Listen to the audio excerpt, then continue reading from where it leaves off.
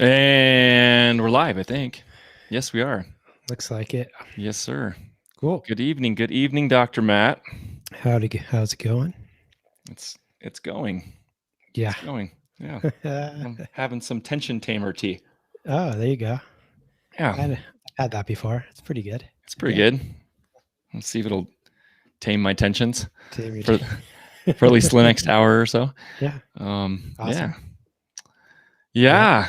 So here we are once again, the Building Wealth and Health live stream. Welcome to our show.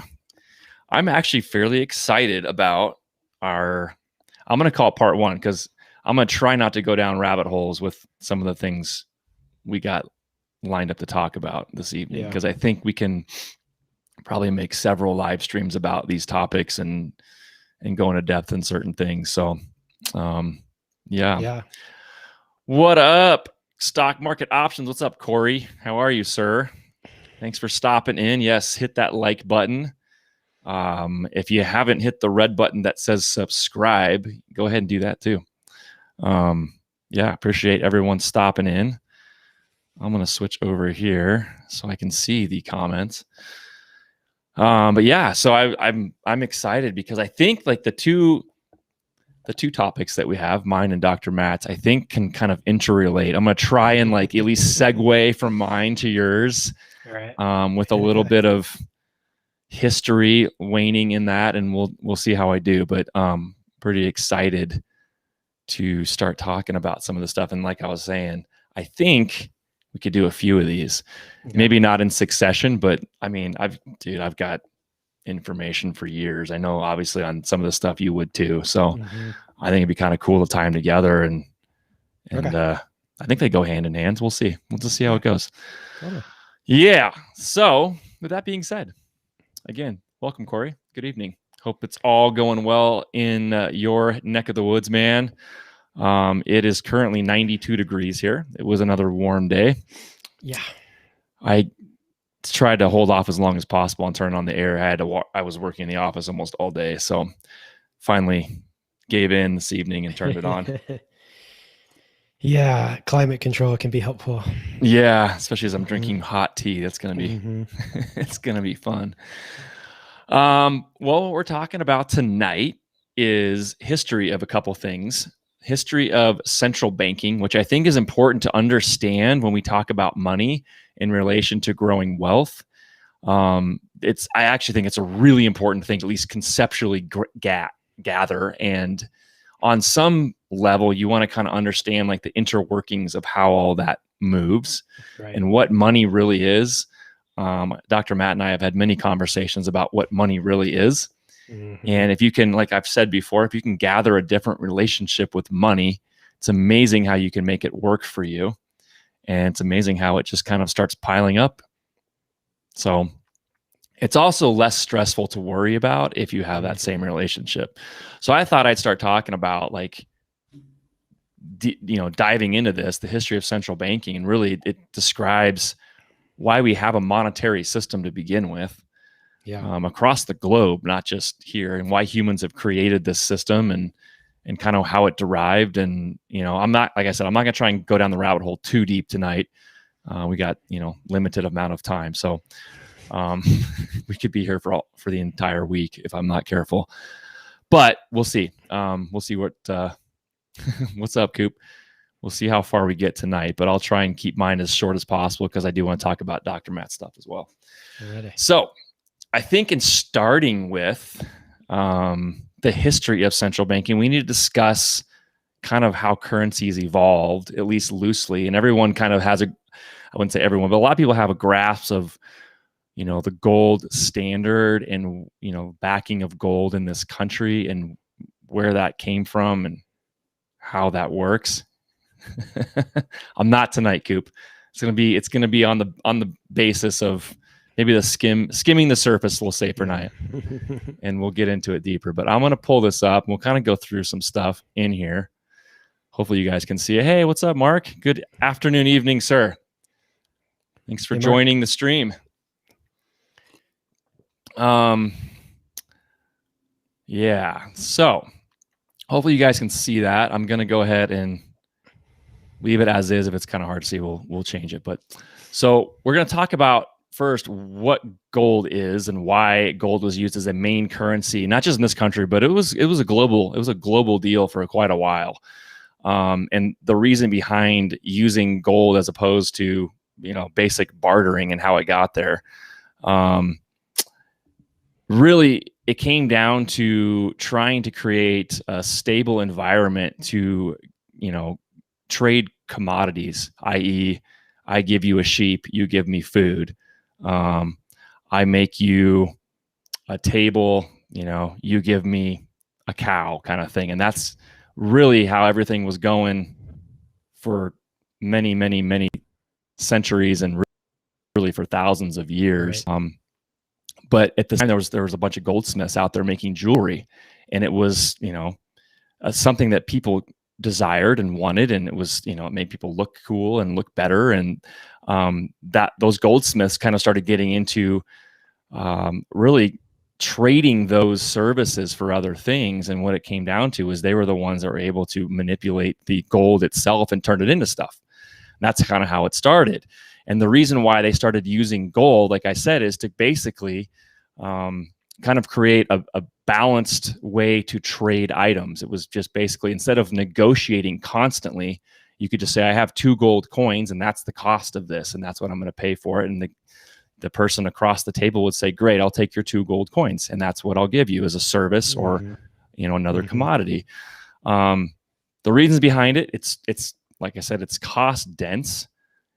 It was very chemically stable, so it didn't corrode, which is another thing, that there were other things being used, other metals even, and over time, carrying them in bags, across various terrains to use, they ended up wearing out and dissolving in bags and in pockets and sashes and so forth. So gold doesn't corrode; it stays very stable. So it was another reason why it was easy to use, easy to work with, because the goldsmiths could really. What's up, Wolf? Stick with me because we're going to get to some cool stuff. Yeah, so it was easy to mint, meaning the goldsmiths themselves it was very easy to make into workable forms and shapes. There was a limited supply, which is what creates that desire to barter with, right? Gold is not prevalent. It's not even as prevalent as like a lot of silver and other metals. Right. So again, using it as an intermediate exchange is established as a basis for trade instead of bartering. You don't have to negotiate, right? It just makes things clean, simple, easy. And so what the goldsmiths started doing is they started making these gold coins and creating the currency with which it was used across lands to trade items. So after that started, the goldsmiths started kind of becoming the people in charge of that. The problems that arose from this were interesting. Gold's it's hard to verify the purity of it, meaning unless you're an expert in this, in like a goldsmith, you couldn't determine if someone was trying to cheat you and say, yeah, it's a gold coin, man, I promise. You see the old adage in some of those cartoons where they bite down and try and bend the gold to see how soft it was, or if it didn't bend, right? It might have been copper or something else. Chocolate in it. Exactly. Yeah, I remember those. But it was hard to verify purity of the gold. And it was hard to create a change, like sections. Yeah. If it was a full bar, you walk in and the guy's like, I only need 2 gold coins and I've got like half a bar of gold here. Well, how do I just break off a chip? How do I verify that's enough or too much? Right. It was also really risky to keep too much gold on hand because it was becoming really, really, really, was becoming desirable. So in households, you don't want to keep too much because someone's going to come knock on your door and take it all, right? So you got to have a place, like a safe haven. Yeah, everybody's busy. Well, I'm glad to hear you're busy, buddy. There had to be a place to put it, and then they could melt it back down and create it, right? So you're storing it with somebody. Attention tamer. So good. So the goldsmiths came up with a verification standard, right? Which basically was a gold steel they could, emboss into these coins that verified this is real gold and basically how much it was worth based on weight, how many ounces of gold this is. And they broke it down with bigger and smaller sizes to create that monetary system. Yeah. The other problem with doing that is you're basically putting all the trust in the goldsmiths to say, this is what it is. I mean, who's to say, since these guys are the experts, who's to say they're giving me real gold? I don't know. Mm-hmm. Hey, Ego the Lego. Good to see you, buddy. So we're basically trusting these goldsmiths to say, I have verified it, I've embossed it, and this is what you're getting from me, right? In exchange for the goldsmith, so basically people are that have the gold, they would bring it to the goldsmith to hold on to, because I don't want to keep it in my house. I don't want to keep it and carry it in a bag, but I'll pay somebody to hold on to this until I need it to go buy something, basically. Mm-hmm. Right? So goldsmiths are like, great, we're the experts, let's do it. I'll create spaces where we can keep this safe and make sure no one takes it. In exchange for them, people coming in and giving the goldsmiths the actual gold, they'd give the customer a receipt, right? They'd say, this is how much gold you gave me. And when you come back to get your gold, you just return this receipt and I'll give you your gold back, or as much as you need. I'll write a new receipt based on how much you took out, right? So they store it, you get a receipt. All of a sudden, we've created a storage system, right?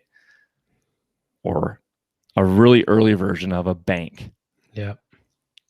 Well, here's how it gets fun. Mm-hmm. So goldsmiths started realizing over time, people would bring in all of their gold and they'd get a receipt, but they weren't coming back to get it very often because they don't need it. They have, at certain periods of time, they don't need that gold for anything. They just need to hold on to it because there's not a ton of stuff they're buying. At this point, we're not buying cell phones and cars and God knows whatever else we need to have, right?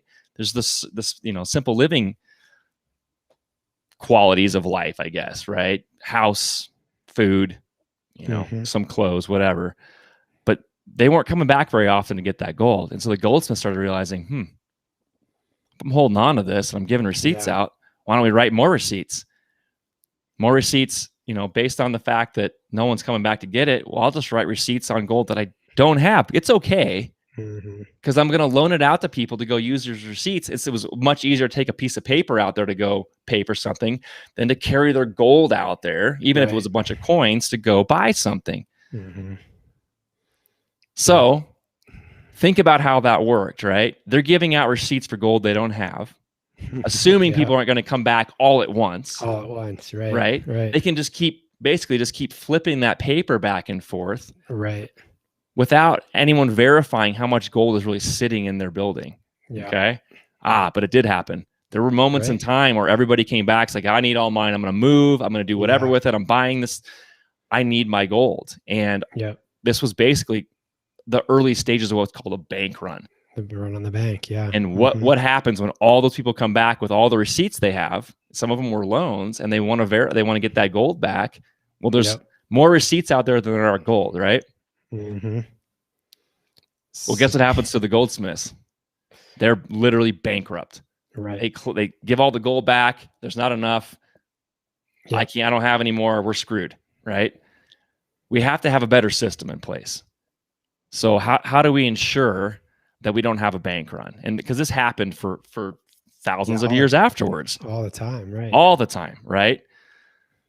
So basically, long story short, you enter the central banking system, which is really what a central bank, the central banking system is just a bank for banks, right? It's basically, it just guarantees that the goldsmith banks are able to pay back or hold true on their loans without having a bank run. If it does happen, there's the ability to borrow against that central bank to pay back the receipts that they've loaned out, right? In order for it to work, the central bankers say, I need to have it as one currency. There's one piece of paper that goes out that we verify we're in control of, because they can't have a bunch of different kinds of receipts running out there. It has to be congruent across the board if we are to be able to guarantee that you're going to stay in business, right? So you have this is the part that I can go down the rabbit hole and I won't, but this is what I've talked about for so long, and why people are like, well, what is the Federal Reserve? Okay, so here's what happens. They have one entity in charge of the receipts that back this gold, right? They have the power to control the money. It's not a government entity, it's a private entity. Right. But one entity is controlling your currency. Yeah, I think that's something that people don't really realize. They That don't get that part. has nothing to do with the government at all. They don't get that part. It's a private bank. Yep. Yeah. So that being said, we'll go into more of this kind of later on, but the Federal Reserve, funny how the answer is never don't loan more than you have. Oh, but Wolf, this is exactly what has become of this. From the inception of, even before the Federal Reserve, from the inception of central banking, fractional reserve banking blossomed. Yep. Because if you just think about that, you are loaning out receipts that don't equate to what you're holding on to for the receipt, because the receipt just basically says, this is how much gold I have. You're loaning out on that with interest, right? Yeah, I think that's a key point there, is the interest. The interest part is where it gets really, really, this is where people like understanding money and money flow. I give you a receipt for something I don't have. You go out and you make a purchase. But when you come back with that receipt, right, you got to come back and bring me more gold. Yeah. Well, I've created it from nothing. I didn't have it before. I've basically just said, sure, I got it. Wink, wink. Here you go. You can borrow this from me. When you come back, I need this receipt back for your gold. Plus, you're going to owe me something, right? It's usury. That's the definition. For the privilege of me lending it to you. For the privilege of me dictating. Yeah, dictating this receipt that you get, right? You get to come back and give me more of it. Right. That's so I'm taking a risk, right? You know, fast forward to current banking standards. That's what fractional reserve banking is. A bank is really allowed to lend up to 10 times of the reserves of that bank. And that's across the board, any bank. It's not any of the central banks. It's any bank, okay? They take your deposit and they can take 10% of that and loan it back out immediately, right? It's not even their money, right? But because I have to have a safe haven, I have to play a place to put my gold where someone doesn't run up on my house and get under my mattress and take $100,000 of cash, right? Which really is just a receipt for what they say they have, which they don't. You think about this, it can make your head spin. They get money on that money and it comes out of nowhere. It literally comes out from nothing, right? All right, so quick quote. Permit me to issue and control the money of a nation, and I care not who makes it into laws, which is Meyer Rothschild. Now, yes, Wolf. So with that quote being said, there are several books that will like suck you into the history of this. I don't know if you were here last week or not. I can't remember, man. I apologize. I know I gave you guys who were here homework, and one of those was the Money Masters YouTube. It's on YouTube. You can find it on several different YouTube channels. That is something you definitely need to watch. Watch it in sections. I think it's like 3 hours or something. Take notes. It's important to kind of understand. He goes fairly quickly through it. But the other thing I will recommend you can read that kind of breaks this all down, and it's a pretty quick read, is called The History of Central Banking and the Enslavement of Mankind. If you guys want, hit me up on Instagram, DM me, and I will get you a copy of that book. Okay. Right. Nice, on, Wolf. Nice. That's awesome. Love it. That's the way it's meant to be. Homework in the sun is the best time to do it. Yeah, but The History of Central Banking and the Enslavement of Mankind. It's not a book you can go buy. So I have a PDF copy of it. I'm more than happy to give to you guys. This will break down a lot of what I'm kind of going through. So I'm going to try and go through the most of this kind of quickly. All right. So interesting how that kind of all played out to this, this current era, right? Yeah. So you bring in the Federal Reserve Act of 1913, which is basically that one entity that needs to control the receipts. We've got to have this established, and the guys that keep running the receipts out and back to the general public said, we're going to create a board and a banking system that we're in control of outside of the government, so we can help you control your economy. Okay, that's how we're going to do this, right? You've agreed to this. So what the act did was give the Fed the ability to print money and policy tools to ensure economic stability. You guys have all seen this going on, especially if you're heavily into the stock market day to day. You're listening to people like Jerome Powell talk about different tools all the time, right? That's what this act basically started. So the powers of of the Fed Reserve, okay, can adjust the discount rate and the federal funds rate, and they have the ability to buy and sell treasuries, which is something else we can get into probably at a different time. I'll go quickly through what treasuries are and bonds. Discount rate is the rate that's charged to commercial banks and other institutions that are able to lend, okay, for loans they take from the Federal Reserve. Now think about that. You've got the people in charge of a commodity that's used for currency, a receipt, right? At one time, it's no longer that way, but at one time it was, and now you have all these other banks that are allowed to take these receipts. Yeah. And basically, at this point, they're done to the bank, and then they go, you can go ahead and lend on that, right? You, based on your fractional reserve banking laws, you can go ahead and lend on what you've just borrowed from me. So these commercial lenders borrow at a rate from the Fed Reserve to pay back on nothing.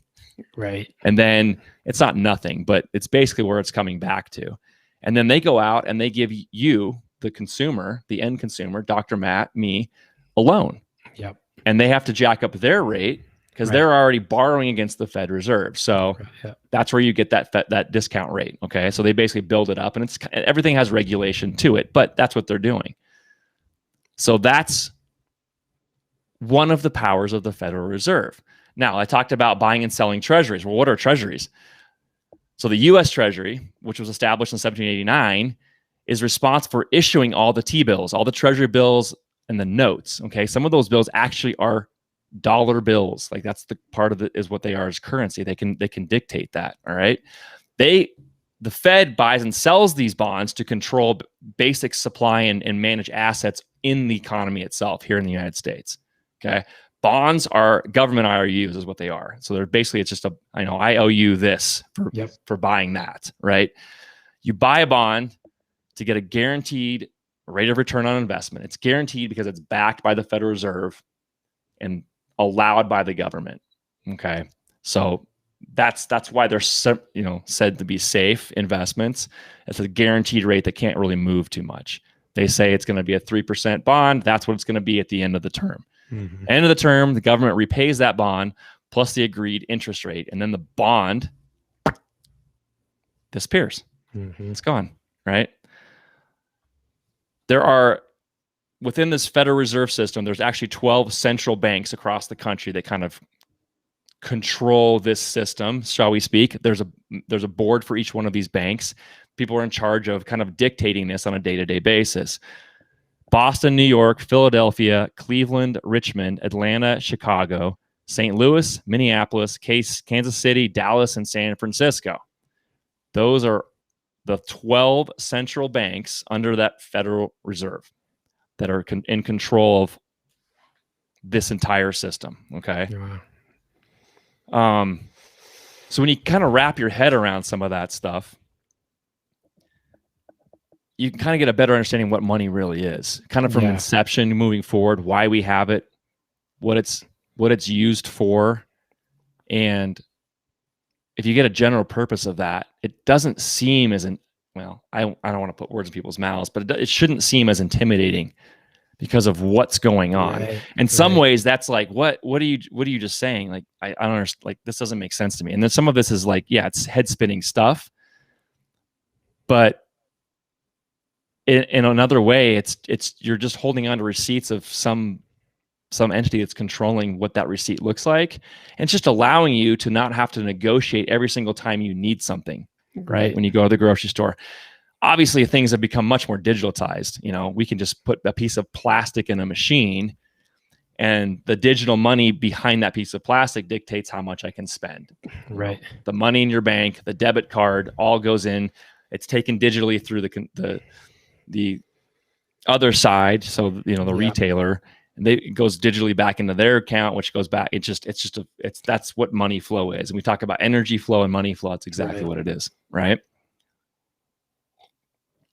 It's a fascinating concept. Well, and you know what else is fascinating about that kind of way that flows is how the different banks have accounts at other banks. So just like you have an account at your bank, you're going to have, the banks have accounts at banks. So the banks, that's what you're talking about when they borrow money from the Fed or from those central banks as a part of the Fed. Right. Then that's on that. It's like they have their own account there. And when you learn that and you just start to see how it moves one to the next, it's just fascinating. Yeah. So if you think about I'm going to call it the energy of the system, right? And the Fed is basically buying and selling bonds to regulate economies, right? That's kind of the overall synopsis of how that money moves back through the Fed to it's really to control and stabilize as much as they can the economy as a whole. I mean, supposedly we don't want giant ebbs and flows. We want movement. We don't want these giant ebbs and flows that create something like stagflation, even, which has happened over time too. And their overall goal is to kind of control it as much as possible, and the biggest way is by buying and selling these bonds from the U.S. Treasury. Federal Reserve just creates money. That's what's happening now, right? They're just literally making money. I mean, literally, it's printing. It's just prints. But how do they justify their printing at this point when we can't make any more bank runs for our gold back? No one has bars of gold sitting in a Yeah. I mean, we don't. Certain people do, but the overall population does not. They're not going to go run back with their dollar bills. I don't have my wallet on me and flash it in front of the bank and say, "I need my gold back." Well, you don't have any gold here. It's a piece of paper. It's not even a receipt anymore, right? Right. But the Fed creates this money, and really how they do it is the Fed Open Market Committee approves the purchase of U.S. bonds. Okay, then bonds are purchased by the Fed from whoever is offering them for sale. They just have a price on them, and the Fed buys those back. They pay for the bonds with electronic credits, and then it goes to the seller's bank, just like it would if you ran your card through a card reader and paid for something with your credit or debit card. And the credits are based on nothing. There's nothing to base them on anymore, right? They just create them. Just numbers, digitized, running through the system. The banks use those deposits as reserves, which is what we just talked about with the Federal Reserve banking, right? Then they can loan out, like I said, up and sometimes over. It really kind of depends on regulation. 10 times the amount of their reserves to new borrowers, you and I, all at an interest rate, which is regulated by, guess who? The person in charge of printing the receipt. Yep. Pretty slick system. It's interesting. If you're right. It's interesting. Yeah. It's. It is and it isn't, Coop. It is and it isn't. I'm gonna try and veer away from that because quantitative easing is another thing that I want to talk about, because it's another way to kind of orient yourself around what money really is in this quest for building wealth. Our goal is to create our nest egg. That's most people want to. No one's going to turn away money that I know of. Right. Everybody has their own goals with it, but here when we talk about building wealth, this is the start of it is understanding, well, what does it really even mean? I'm building it from what, and how do I do it, and what's my relationship with it? And people that have really poor relationships with money really struggle to hold on to it, put it away. These guys that are in here understand what it means to go buy something and then leave it be. Because when I leave it be, the thing that I just bought is supposedly going to grow for me. Right. So I'm taking a lot of this stuff, this credit, and I'm putting it somewhere. And I'm not going to go and just frivolously trade it off for things I don't actually need. Right. Exactly. And that's, if you can have that relationship to say, it's okay to let go of it because it's going to come back. Like you've talked about before, you put it out there, it comes back. That's how our monetary system works. It's already working. Yeah. That's how it works. That's physically what is happening. Yeah. So get that same relationship that the Fed has with it and the banks have with it. Yeah. You can either play the game or hate the game. If you hate the game, you're not going to be allowed to play. So. Well, and I think too, just remembering this is a system that at some level, we all agree to play. And I'm not saying we have a choice per se. I mean, we don't really. It's just sort of you can't go to the grocery store anymore and offer, well, other things outside of, dollars. Yep. But, who knows? That could change. So anyway, we're all, we all agree to play it.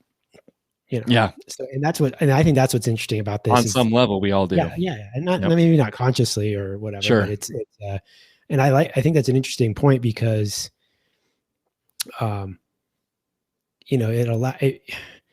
kind of takes away this like victim aspect of it. It's like, you know what, this is the system we've got. This is, it's all an agreement. Like if the people of the world stopped agreeing that this was the way it was going to go, it wouldn't go. It has nothing there that's there, right? So that's real. So it would change. That would, society would completely shift as we know it. So I'm not saying that's a good idea or not, but I just think it's an interesting thing to remember, is that this is all just an agreement that we all have unconsciously agreed to play. Oh yeah. Yeah. And it's 100% true. Mm-hmm. And people don't understand that they're agreeing to, I know lots of people that argue and bitch, and I agree with a lot of it. I don't agree with some of it, but when you're out there saying the wealthiest of the wealthy should be giving all that back to help me because I don't have any, right? Your relationship with money is piss poor. Totally. When you're all you can think about is the problems with the wealthiest, and I'm not saying these guys aren't corrupt and they don't do bad things. Listen, but they came to be that way because they have a different relationship with money than you do, and you can either accept that or say it's not important to you, and that's totally fine. Right. But we're here to talk about building it, so you have to establish a different relationship. You can't hate that guy or that woman. You can't. Well, and it's like you and I talk about, watching these like crazy meme stocks and things, and it's just like, it's just part of this weird kind of unsustainable system, and it's not going to last. Yes. Do I even have a 20, or are they all bigger bills, bigger receipts? Yeah. Nice. And enjoy your beer. But yeah. So anyway, I think it's really important that people have an understanding, at least at a very rudimentary level, of how the system works. Right. You don't have to understand all the details of it, but you can, like I said, you can keep going way down the rabbit hole on it, and there's a lot to understand. I mean, this is a very, very Cliff Notes version, and I would like to kind of dive deeper into some of this because it's really cool information that I think you guys would benefit from. And I think it's important for people to know, it's like there's been really great benefits to having central banking. It's not like the bad thing, however, it's all kind of based on bullshit, really. Well, it's become something much bigger than it was intended in the first place. And I can come back in at this point and argue the basis behind getting rid of the system and how to do it too. But again, we can do that on a totally different episode. And something else that would benefit to understand is what happens if we didn't, and what would that mean, and what that would look like, and whatever. The problem is when they're paying 20% less in taxes, I have no problem with them having it in the first place. Okay. This is a fun discussion that I've had with my father and other people too, because we go back and forth on income tax in this country. And by the way, did you guys know that the Federal Reserve was established after income taxes and then changed? So there was different acts that were in place afterwards. It's a very interesting, intriguing kind of webbed way of how it got there. But to your point, Wolf, the more you make, the more you pay in tax, right? But here's the thing: the guys that are one, they're actually not truly getting away with paying less in taxes. It does come around. A department of the U.S. Treasury is the IRS, just so you know. So guess what? Those guys that are controlling the inflow and outflow of bonds and bills are working with the IRS. They need that income, and they love it when there's more wealthy people in the world, because it just means more money to print later. They get it one way or another. But in the short term, there are times when they're paying less and making a lot more than you. Absolutely. And that's proven. And I know people that have done that. I know people that own very large businesses and make lots of money. Yeah. And I've seen their tax returns. Yeah, it's basically borrowing against the IRS for a while. Just think about it that way. So you have a better year. Yep. But the thing that people forget about is the guys that in those situations that are, the ones that we talk about, like Donald Trump was probably the most recent example of using the alternative minimum tax credit. Okay. And everybody screams and yells, politicians are kings and queens of doing this. Yeah, they know how to do it. Jeff Bezos was actually recently brought up on some of this stuff too. How many people does Bezos employ every year? How many people does he have on his payroll? Thousands, tens of thousands of people are getting a job because Jeff Bezos' company, right? So he's putting money back out into the system one way or the other, whether it's through enormous taxes or it's through employing thousands of people who also pay taxes. And the benefit that I've brought up, whether you love or hate these guys, doesn't matter. They're giving people jobs. So they're out there employing people and giving people, they're building the economy. So you have to think about it on two levels. Like, I get it. Like, you can be really pissed about some of the ways they get away with not having to pay millions of dollars in taxes. I get it. But at the same time, how many people are you employing? Right. And you don't have to employ any. I'm not saying that's, your purpose, but there are benefits to both. And you don't want to corrupt. You don't want to take the corruption and squeeze the life out of it. You want to just create a fair environment for sure. And that's what regulation is for. But you want to make sure that you don't, just completely clap these guys on taxes, because guess what they're going to do? They're going to start laying people off. They're still going to get theirs. Right. They're still going to get their money. They're just starting laying people off, and they may, shrink their companies, move off to other directions, brand something different. We've seen them all do it. And when they get to a certain point in life with their billions, they don't give a crap anyway. Yeah. Bezos doesn't need any more money. Elon Musk doesn't need any more money. Right. But it's not about that anymore for them anyway. So just keep that in mind. I mean, I get all ends of that, but that's just something I bring up with people. I'm like, but think about how many tens of thousands of people are working for them. Mm-hmm. They have jobs because of these people, these corrupt guys. And listen, there's plenty of it out there.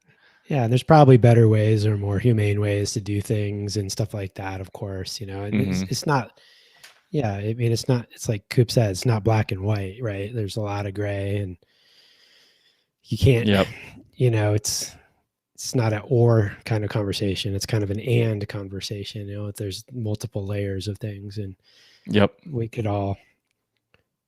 there's truth to multiple pieces of it, which is, absolutely. Really unfortunate. Yeah, absolutely. Yeah. It's no, you're right. No story is black or white, Coop. We only get this is a good segue. We only get what's told to us, right? We only get what's told to us. We don't know really what's going on behind the scenes with these large corporations, with the Fed, with the central banking system itself, with people in office that are in the government that are working supposedly hand in hand with those people. We don't get any of it. Other people have dug and gotten some of that stuff, but there's only surface information. And here's the fun part that we're going to lead into with what Dr. Matt's about to talk about. Speaking of really ultra wealthy people, especially earlier on, that had a lot of pull and got a lot of policy put in their favor, Rockefeller. Yeah. Rockefeller, I mean, you could call him in himself a monopoly. Oh yeah. And actually he was one of the first antitrust lawsuits with the government because he was supposedly looked at as a monopoly. But at the same time, they forgot what Rockefeller was doing.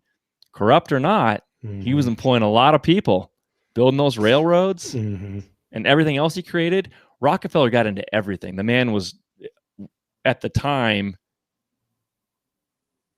I think he was at one point the wealthiest person for sure in the country, but in the world. But it's debatable with the Rothschild family because of their ties. And JP Morgan, who was their basically broker, was claimed to be one of the wealthiest. He actually didn't have much money. He was using Rothschild's money to go out and create this stuff for them. But that being said, Rockefeller created the newspaper. And the reason behind all of that, and I know this is going to sound like kind of hoity-toity tinfoil, but he did. He created the newspaper. Bye, have your beer. Enjoy I'm your not beer. going to have any. Enjoy it. Thanks for stopping in.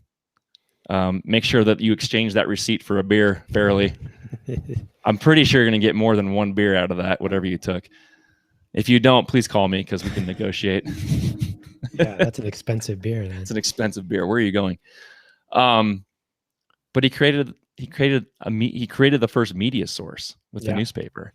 But he did it to control the information that was going out. Yep. To conduct his business the way he wanted. Yep. Right. Yeah. And that's what he did. That's the listen. Doesn't matter what you read. That's the reason why he did it. Totally. To create, because if you're in charge of the information, you're in charge of ruling society. I mean, it's pretty simple. Yep. I mean, Plato has a saying. I'm not going to botch it here, but that's kind of what it is. You know, those who control the information rule society, basically. Yeah, you control the narrative, right? You control what people hear and feel, and you can drive their behavior. Yep. And that's it. And I'm going to very, very awfully kind of tie in this, and you know, it's been a long-winded segue, but Rockefeller also did get into the vaccine industry itself, right? Because he was an oil man, and they were using petroleum to basically create vaccines in a storage containment device. Yeah, he got into that entire industry because he already had the resources to use it, right? Yeah, I mean, the whole pharmaceutical industry, you know, even outside of just vaccines, but yeah, I mean, it was all really petroleum driven. Right. At least at the very beginning. Yeah. And there's lots of stuff that Dr. Matt and I could talk about that led to a lot of issues and creations of other supposedly good things that came out of this, but you know, we'll save that for another one. But that's kind of where the real history in this country, at least, of vaccines kind of began, is when Rockefeller really started pushing out. Because of the fact he had oil fields, he was able to mass produce this stuff, and he got into medicine because of it in a kind of indirectly back-axed way. So yeah. So that being said, let's discuss kind of a little more of the history of it, and then talk about, let's get a better understanding of what a vaccine is and the purpose behind why it was created, why there are a bunch of them out there. You know, I'm sure most of us in here have at least had one. You know, for sure, and the reason behind all that. Right. Yeah. Well, I would say, I mean, the history of vaccination kind of goes back to probably this late 1600s, early 1700s. And it wasn't really very well accepted. In fact, there's a lot of reports about how resistant everyone was to it, because it was really rudimentary when it first started. I mean, vaccinations they're really, the first vaccination had to do with smallpox. And what they noticed was the women that were milkmaids around cows, who had cows had their own version of smallpox. It was like cow. Oh, I didn't even know that. Okay. Yeah. Interesting. And they noticed that these women either didn't get smallpox, or they had less of a problem with smallpox. I mean, smallpox was ravaging society. I mean, that's how, like, a lot of Native Americans died. That was a pretty shitty thing we did, of throwing smallpox infested blankets and things. And they'd never seen it before. Anyway, so smallpox was a big deal. And so they noticed that these women weren't having as much of an issue, or maybe not even getting it.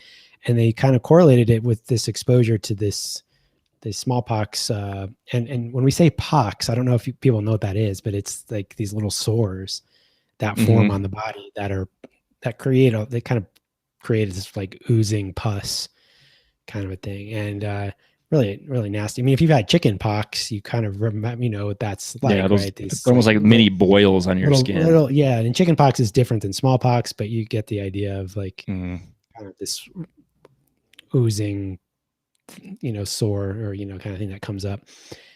And so they the very, very, very first rudimentary vaccines were basically taking the pus from these cows and giving it to people.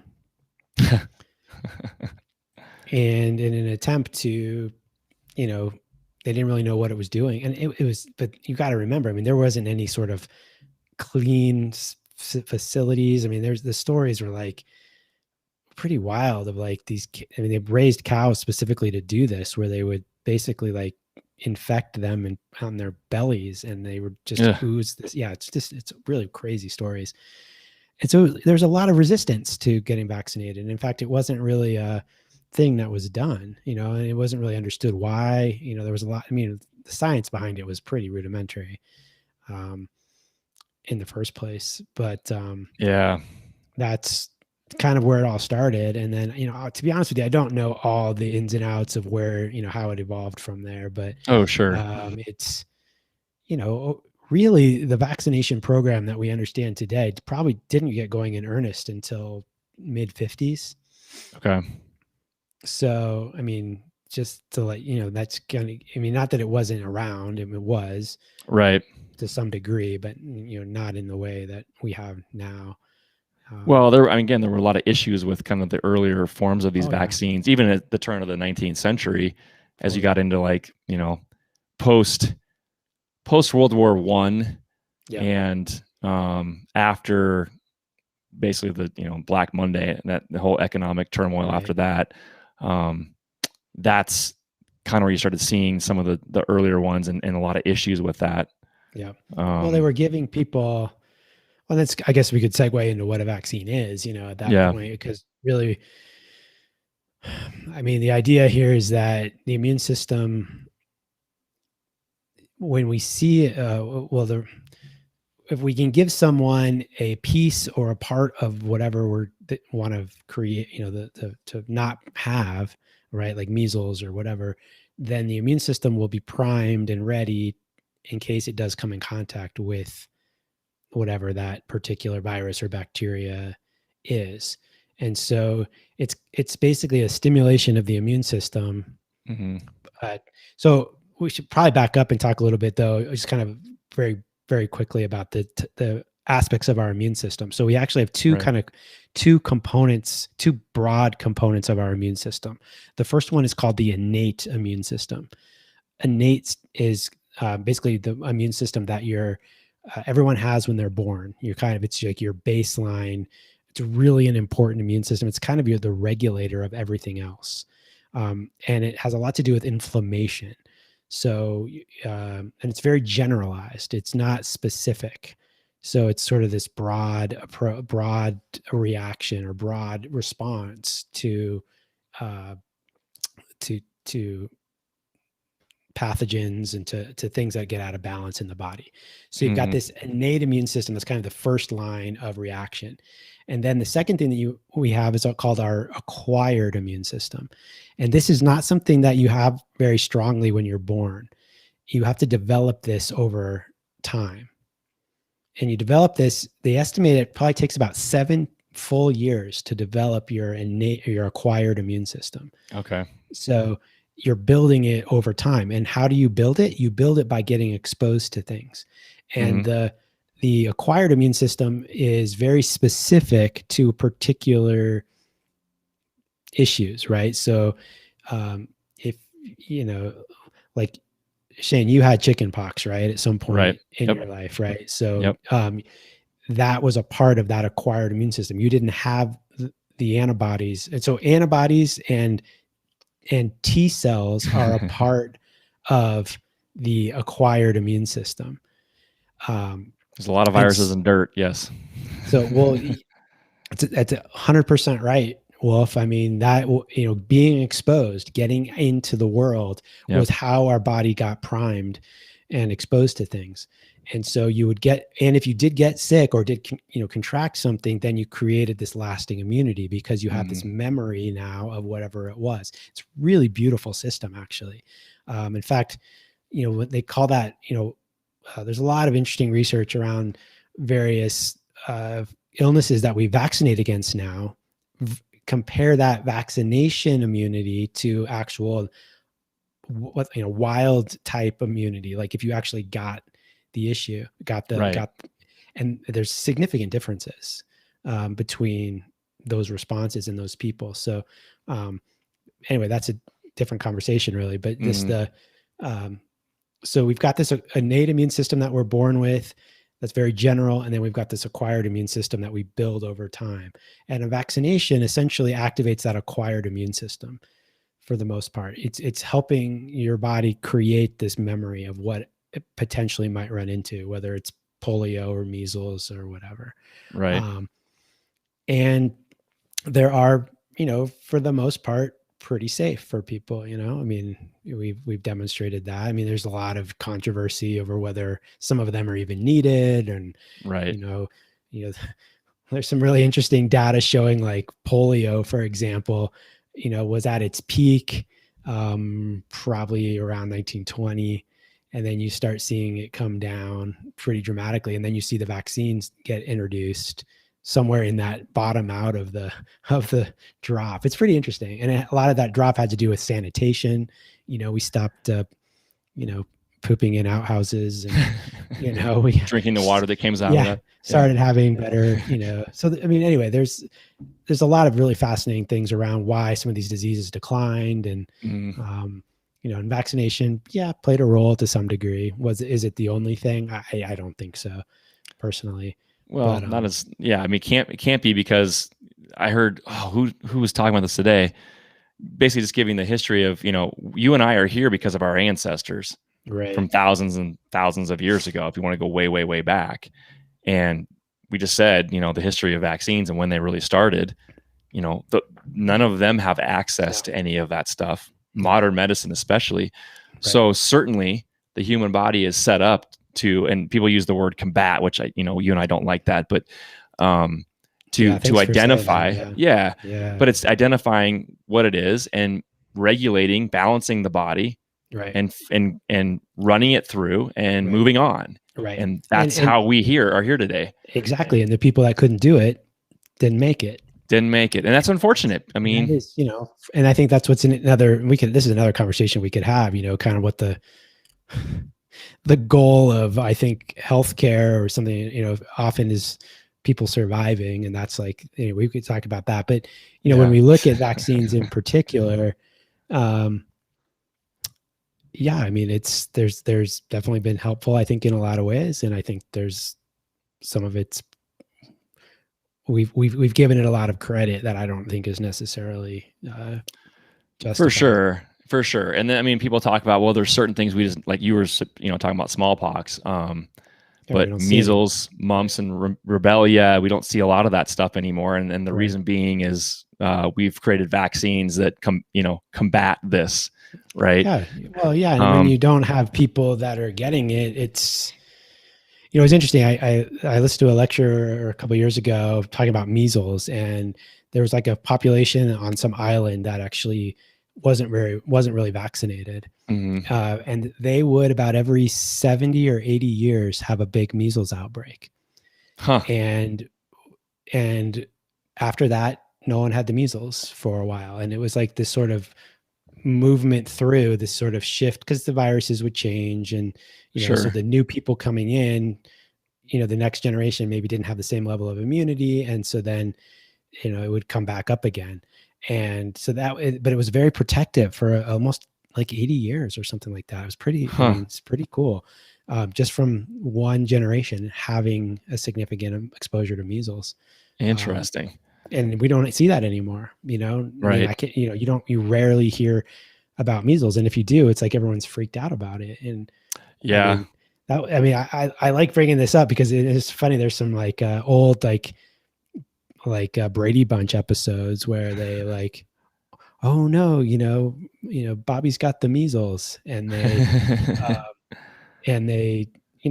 it's not a big deal, right? It's just part of childhood, part of getting sick, and and now it's, I mean, there were all kinds of old cartoons. I think there's a Flintstones episode of that. I mean, it's so funny, from back in like the 60s and stuff, where it wasn't this enormously bad thing. And the narrative, and again, I think this is, I'm glad you brought up the newspaper and the narrative, because that's really where we hear all this, right? And like how it's pushed, and that's how the masses get information. Is through media. Through media and TV now. I mean, I remember being in. You remember that TV show, The ER? Oh yeah, that was so popular. I mean, there was one episode where it was. I mean, it was the most blatant propaganda I'd ever seen. It was all about this family. This kid had measles and they couldn't believe it. It was just like, oh my God, who has measles anymore? And it was all in the ER, and it was a whole episode. And literally the first commercial after that particular, reveal of measles, was for a vaccine or something. It was for some pharmaceutical. And I'm just like, look at this. Like it's if you really look for it, it's everywhere. There's stories manipulated everywhere. Yeah. Wolf, what's funny is, so my granddad fought in World War II. Both of them did. And they had stories beyond stories of when they were kids and teenagers. And, boy, yeah, they would have a different opinion of that, but you're absolutely right. I mean, that's the dialogue, the modern dialogue continues to get shorter and shorter and shorter as far as remembering history. And we squeeze out as much as we can because we want to manipulate the dialogue and the narrative, right? Because it doesn't work for us right now to have that information out there. So let's just let it starting with kids going to school and history books and everything about it. Just, and then people, I'm not going to get into like all the racial stuff too, but there's lots of history that's missing, that it's not shared. And then people go up in arms about it. Well, this and that happened. No, it's just because we've squeezed it out. It's not fitting our agenda right now. Right. So because human beings have very short memory spans. They really do. Like the longer we go without reminding people of things, the easier it is to forget it. And there it is. Yeah. Life after World War II. That's when it started. Yeah. Yeah. Yeah. We could talk to the guys. Unfortunately, not many of them are left from that era, but you talk about what they did, man. Different time. And totally it shapes that generation too. Because again, they weren't getting the same sort of Western medicine that we see now with vaccines and all this other stuff. Right. And you talk about all kinds of stuff that was, in their body chemically, natural regulation of stuff, and where we are now with that same stuff. It's way different. Totally different. Yeah. Totally different. And, and again, it's like we're talking about with the whole banking thing. It's not black or white, like good or bad, right? Like there's aspects that have probably been very useful and very helpful, so we can't throw that away, but we also shouldn't throw away, I don't know, millions of years of humans on the planet, Right. I mean, there's a longer history than we want. Like the ego is in the modern world has basically taken that all out. Yeah. Look too far back. We circle back on this stuff all the time because it makes sense for a short period of time. We're seeing it right now. I mean, that's exactly what it is. Exactly. You don't think these guys have covered this before? It's I don't want to get tinfoil, but there's a lot more agenda out there than people want to accept. Yeah. And you just got to be careful with the information that you get because it's manipulated. Totally. And this year is really just exploded that kind of, or at least to me, it just really like made it very, very clear, more clear than it ever was. Just the level of control over what people hear and what people understand, and how easy it is to shape a narrative. So easy. Oh, it's a lot easier now. Yeah. I mean, that's a good point, Wolf. Same thing. And the reason being, one, we've let technology make everything way more complicated. There's a group of people that don't even know how to manually open that thing. They would have to have a whole panel to discuss with the engineers. Wait, there's a manual override to this? Right. I don't know how to do that. I mean, that's part of the problem. The other half is no, we wouldn't just make it sound like this is the only way that things could have happened. And now we have an agenda to capitalize on something. Right. Go back to the Federal Reserve. Totally. Right. Yeah. Yeah. But as we're coming up on the end of this, so the other part of the vaccine thing that I kind of wanted to like talk to you about real quick was, you were talking about the purpose behind it and what it does. We have a immune response to viruses and other things that go in our body. And then our body remembers that, codes it, and then is ready for that same thing or very similar thing next time, to make it easier to balance and move out quicker, right? That's why as you get older, you don't get as sick with normal stuff. Exactly. And then you have kids, and then all that stuff is like, it's almost like your body has to remember some of the things again. Not always, but depends on what you're exposed to. But a vaccine's, the idea behind the vaccine, and correct me where I misstep, is we're basically just priming the system ahead of being exposed to it, saying, here, I need you to remember this because there's a lot of this going around right now. And I'd rather just go ahead and like prime it and have it ready. It's, on defense, right? Yeah. To help balance it easier and move through. So we don't have the symptoms. A lot of times for most of these vaccines are just way less with whatever it's coming into our body. Right. Sometimes we don't have any symptoms because it just basically punches it right back or takes it and says, seen you, done that, and we're moving on. That's kind of the purpose. I mean, layman's terms, right? Yeah, I think so. I mean, I think there's, at the end of the day, though, we have to remember like we're talking about symptom relief a lot of times, right? Like we don't want to feel the illness. We don't want to feel the fever, the aches, the pains, the itchy spots, whatever comes up from it all. And that becomes, and then obviously there's, a lot of negative sequelae that can happen when people get really ill too, right? From some of these like, encephalitis, like brain inflammation or, drastic things that can happen in a small percentage of people. So, I think that's, a lot of times these diseases of childhood are not life-threatening, but they're uncomfortable.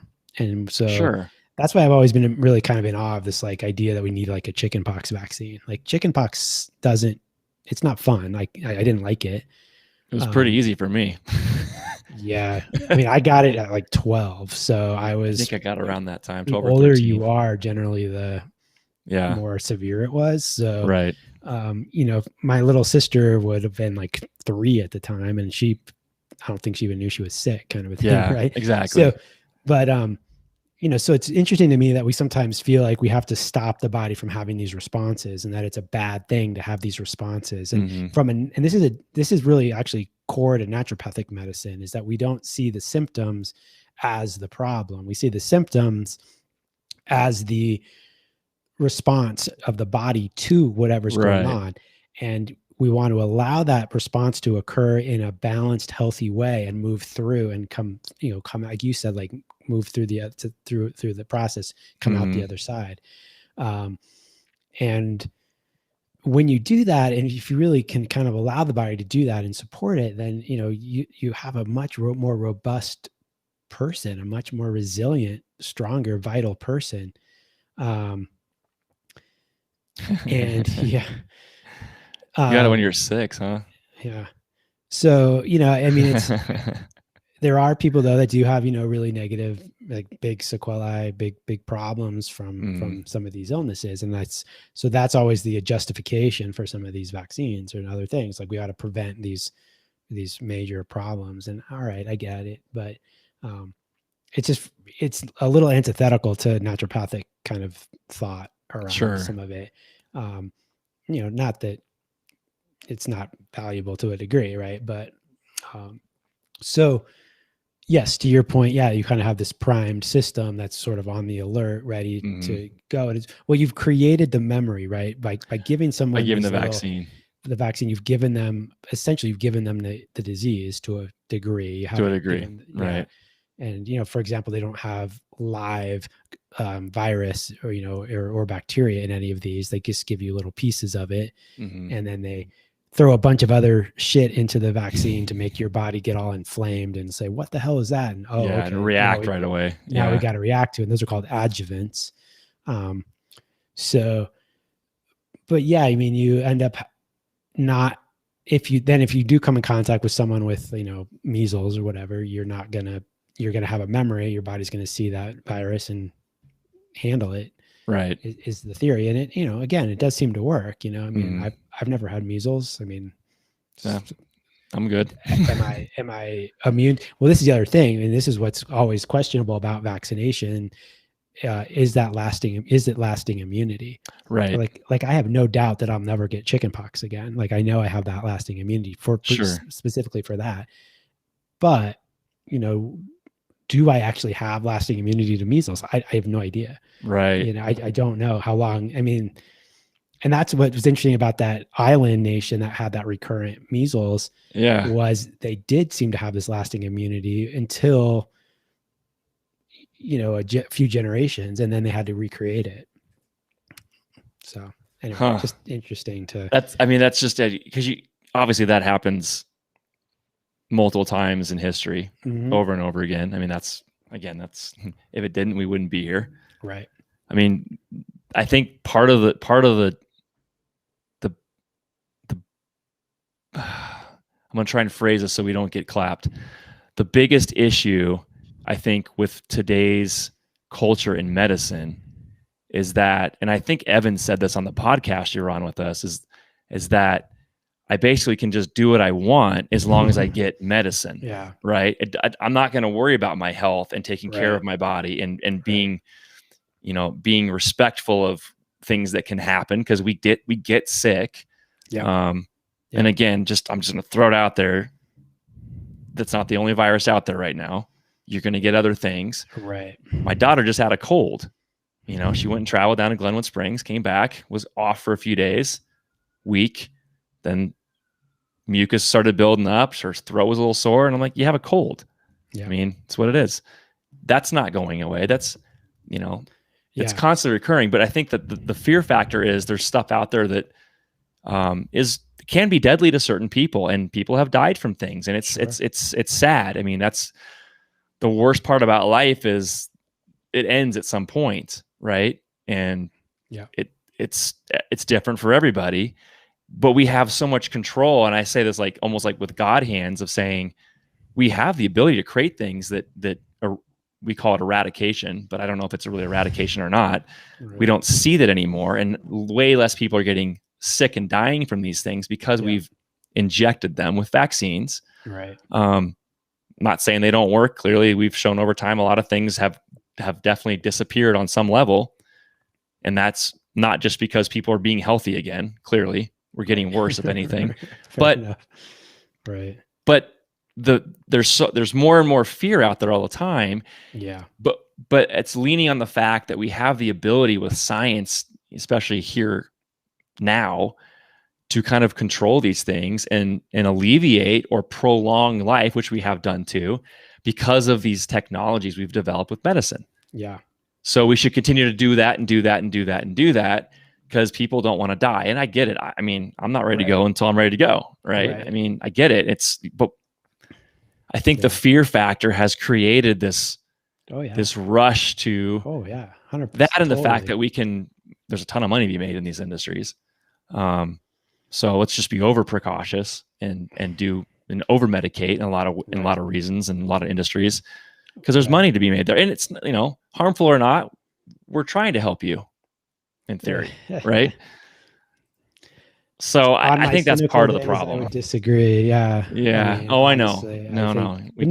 I totally get what you're saying. Yeah. I mean, and I do think, people in fear are very easily manipulated and very easily controlled. Mm. So if you can create narratives around, I mean, this whole last year, I mean, I think one of the most, one of the most egregious things that has been done is the suppression of knowledge of what can actually help people recover. Yeah, exactly. Or move through things in a healthy way. And people, didn't, really, know that. And all they thought was, oh, I'm going to go to the hospital and die. Mm-hmm. And it's, so they're going to be very easily controlled to do something that may not be good for them. So, yeah, that's the manipulation. Exactly, Wolf. It's trust me, we're not going to go there right now. It's very true. All right, man. Well, speaking of, I'm going to go put my body in front of some food. Yeah. Fill up. Too. Yeah. I think that's pretty good. I'm gonna definitely put some more of these together. I think there's interlaced topics between more of kind of the history of not just banking, but monetary policy in general that have to do with the adoption of, and if it's not adoption, the relationship with money as you move forward. But there's also like this tie-in between that and not just the history of medicine, but history of certain things and events within medicine that we can kind of get into that will help you kind of understand, how to better your body and move forward. So we'll have some more sessions this way, and I think it'll be kind of a cool running topic. Let's do topics. Definitely. Cool. Well, I appreciate everybody for stopping in this evening. If you haven't on the way out, man, hit that like button. Find that thumbs up, guys. Appreciate it. Dr. Matt, drmattready.com is a great website. He's available virtually still too, right? For guys that are not around. Yeah. People can figure something out virtually if we need to. Yeah. Consulting for sure. We talked about all the water stuff before. There's his link for my water filter. For your water filtration system. It's just for one. It's just one. It's just a small one. You can put on your sink wherever. But use that code. Get a hookup. Don't forget the merch. Yeah. I got plenty of this stuff. So if you guys want something, hit me up. Hit the website. And don't forget to follow us on Instagram. Very good. Yeah, guys. All right. Thanks for joining us.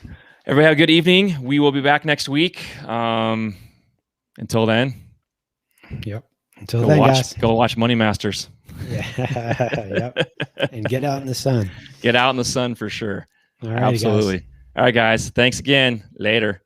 Peace.